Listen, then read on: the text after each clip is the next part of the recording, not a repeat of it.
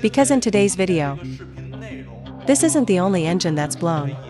There are quite a few of these cases in the country.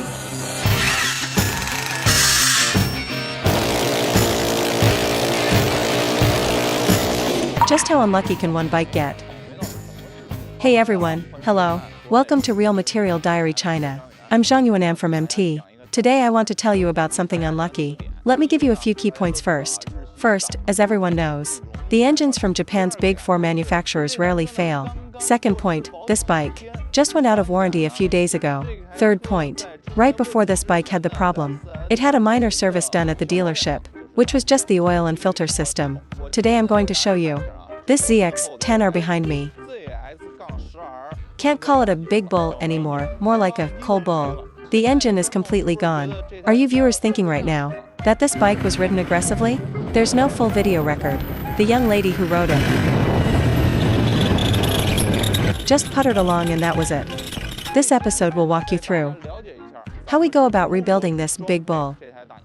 Guys, now that these past couple days, the new parts have mostly arrived.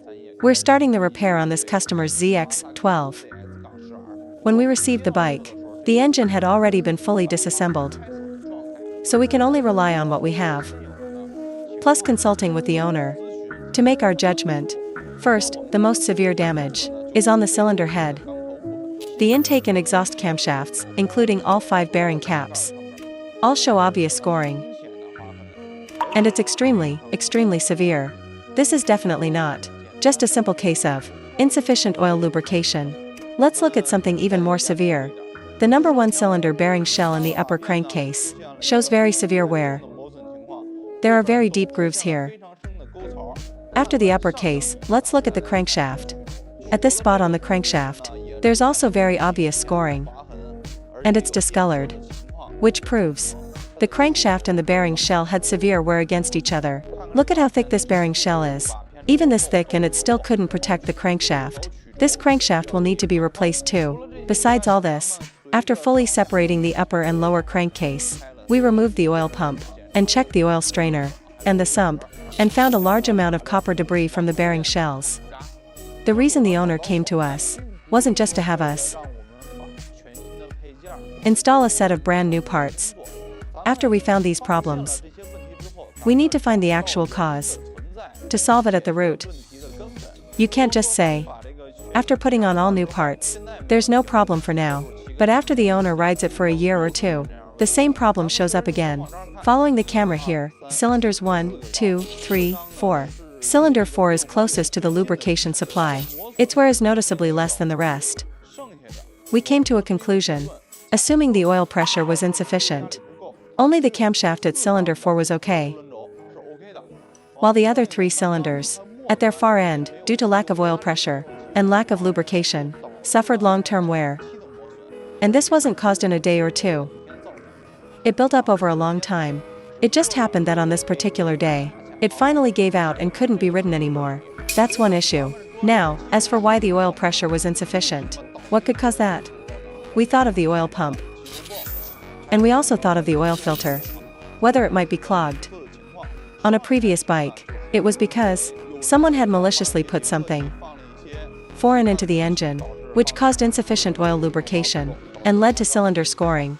By removing the oil pump, we saw that the gears of the oil pump also had some scattered spot-like wear marks.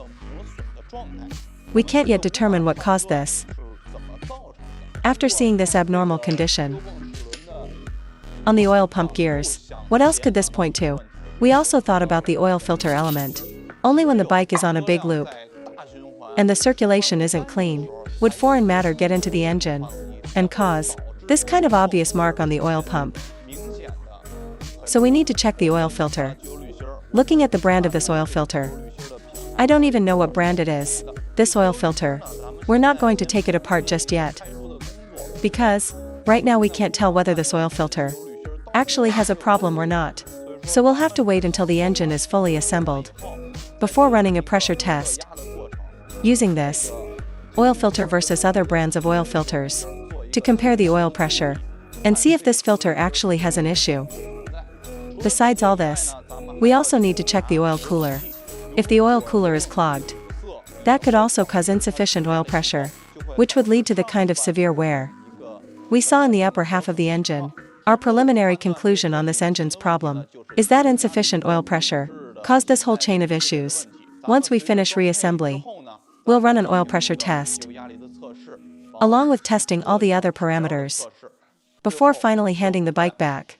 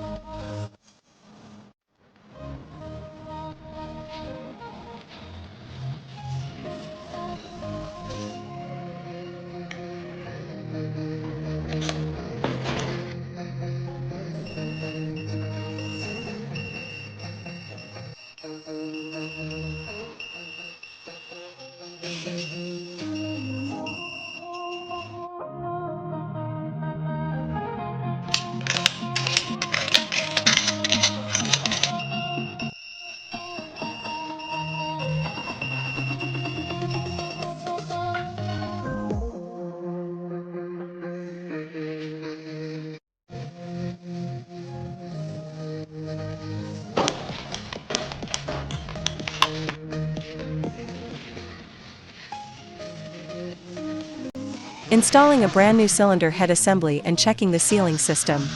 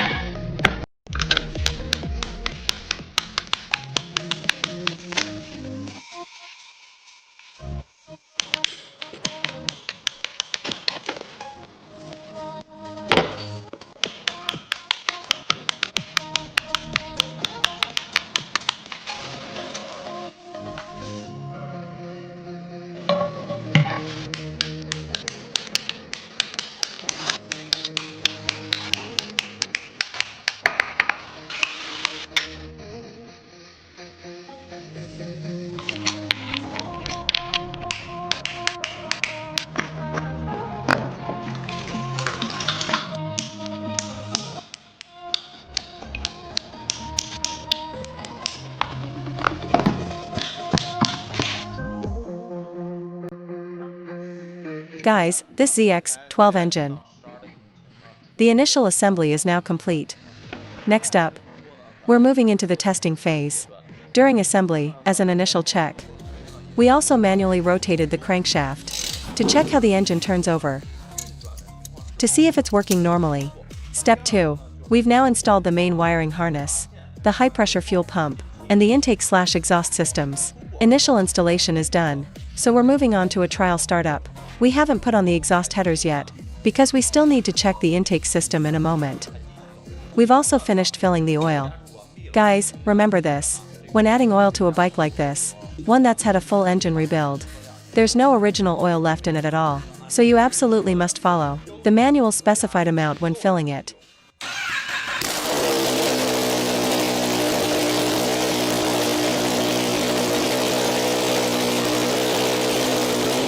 After starting the engine, we didn't notice any serious abnormalities. Our next step is to open the valve cover. Once it's open, we'll check the lubrication on the camshaft to see how much oil is getting there. After checking the camshaft, we'll run the oil pressure test.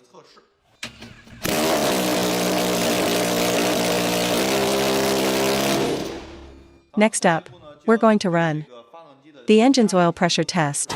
Before testing, the manufacturer's manual states oil temperature needs to reach 70 degrees Celsius. Since this is a bare engine, we hadn't installed the cooling system yet. We just did a quick start earlier, so now let's install the cooling system to prevent the engine from overheating and causing damage.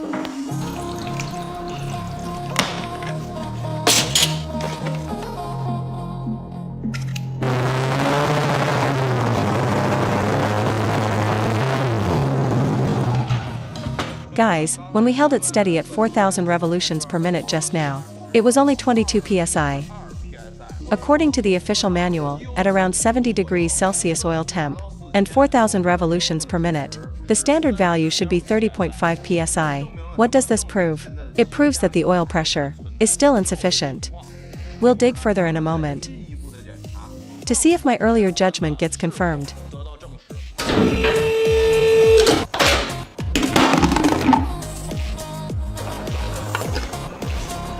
Let's grab a comparison filter first and try it out.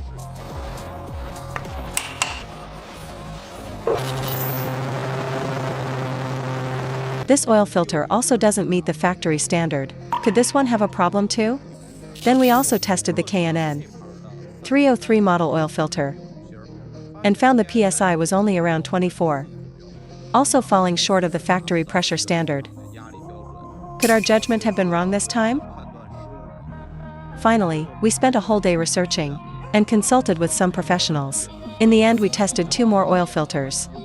One was a German-made Mall oil filter, and the other was the original factory filter specific to the ZX-12. The final result, at 4,000 revolutions per minute, the oil pressure reached the factory standard value. So in the end, the real culprit pointed back to that original oil filter. Guys, before we started this repair, we told you all, you absolutely have to find the root cause of the bike's problem. If you don't solve the root cause, even if you fix it now, it will fail again eventually. ZX-12, because in today's video, this isn't the only engine that's blown. There are quite a few of these cases in the country.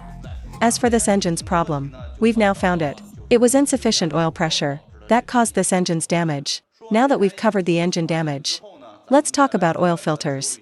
For regular maintenance, most people either use the original factory oil filter, or else some aftermarket brand of oil filter. A common one, for example, is KNN, right? KNN. For Kawasaki, the common part number people use is 303. This model, the 303 model, is generally usable across most Kawasaki models as a universal fit, but it cannot be used on the ZX-10R. The fitting looks the same, but the flow rate is different. If you insist on using KNN, they do also have a model specific to the ZX-12. When you buy one, make sure you buy the model specific one.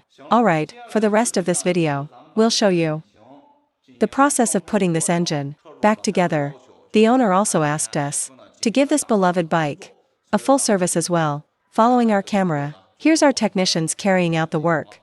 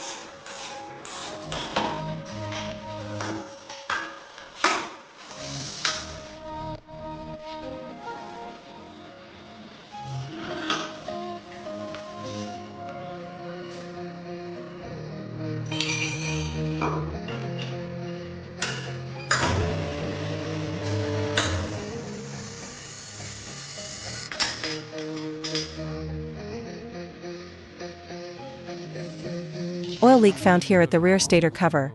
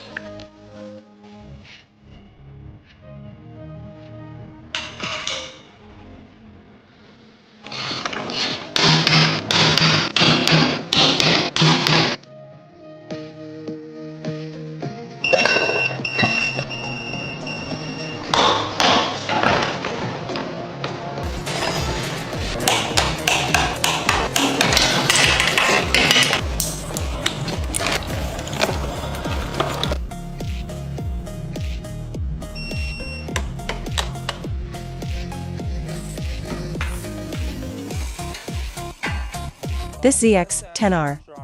The assembly work is nearly finished now. Going forward, I want to use this video to remind everyone once more about this bike's oil filter issue. Because it's really different from the common 303 and similar universal models we normally use. It's not a universal fit type. The ZX-12, including the H series, all have their own model-specific filters. The factory oil filter part number for the ZX-12 is 160970011. That's the oil filter part number. If you're buying one, get this specific part number. If you can't get the original, say if it's out of stock, you can go with another brand. For example, this time we chose the MAL high-flow version. For this bike, I'd still recommend changing the oil earlier than usual, because with a higher flow rate, the filtering effectiveness isn't as good.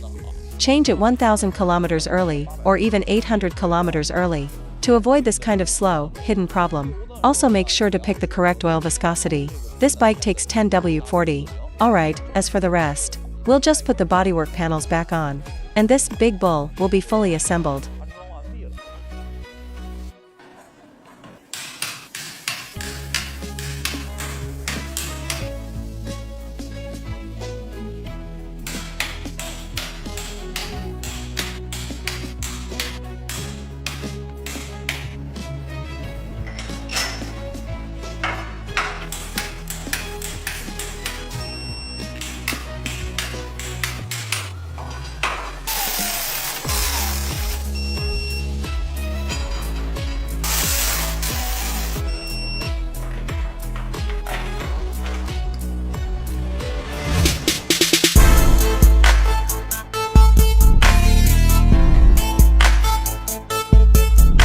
Alright, that's it for this episode.